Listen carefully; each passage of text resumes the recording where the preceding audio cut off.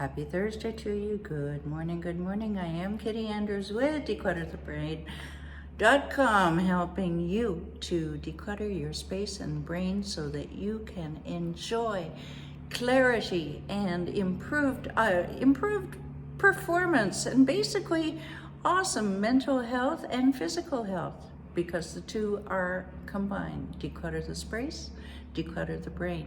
This week we are talking about ADHD Awareness Month, which is October now. Many of you who are watching, you say, well, I'm not ADHD, and that's okay.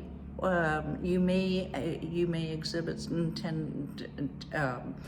of the tendencies, or you may not. Either way, I hope that you're enjoying these videos that we put together, and the tricks that the tips that we're putting out this week for ADHD brains and declutter they can be used by anybody. People use, he got back to me a long time ago that people said, well, I thought I had to be ADHD to work with you. No. It just happens to be that many people are like birds of a feather, flock together, because I am card carrying ADHD with the busy brain and projects everywhere. And although I'm surprisingly decluttered, but I've trained myself, and that's what we help you to do, is stay decluttered for life. Now, 60% of ADHD adults report that disorganization is a serious problem. It bothers them. And how does it manifest itself? Well, we may leave items out, piles of papers or whatever, because we'll forget if we can't see them, or our time management systems may be less than ideal. In other words, always late, or usually late, or we don't leave enough time for a project. Yeah, we may do impulse shopping, and that releases dopamine, which we do not produce naturally, and so we want to get happy too. It's just the credit card kind of starts to reflect that. Clutter can get in the way of relationships, work, and your mental health. So we're looking at how we can avoid that, how we can calm that problem. Now, when does clutter become a problem?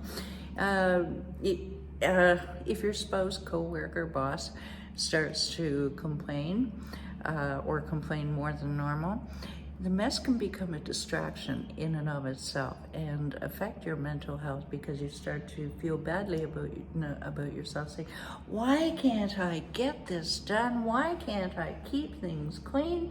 Hey, even I have said this. And it just happens, and we don't need that. We need to be good to ourselves.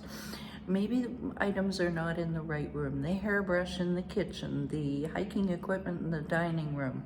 No, I'm not making this up. The toothbrush in the living room. Well, I'll just put it here for a second, and yeah, you find it later on. Okay, it can become a safety issue too, by the way.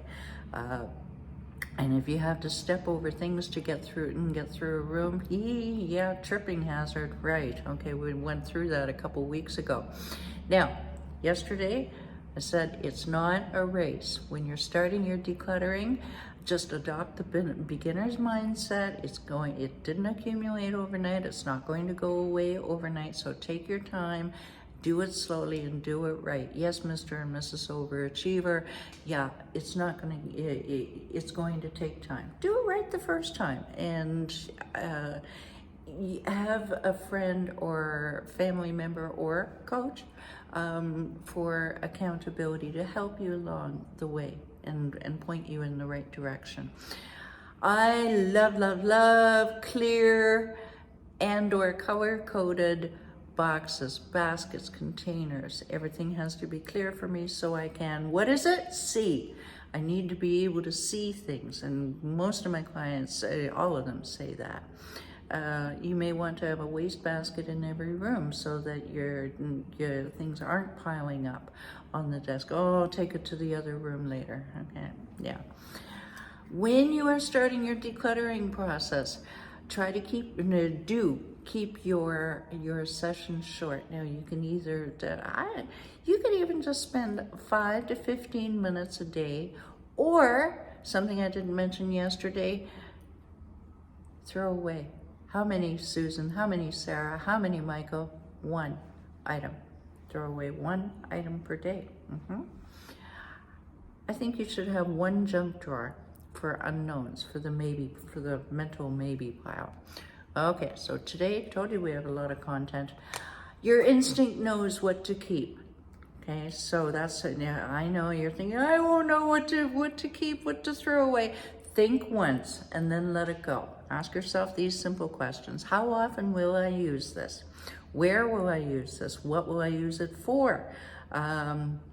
What stops me from putting away the things that I put out and pull in?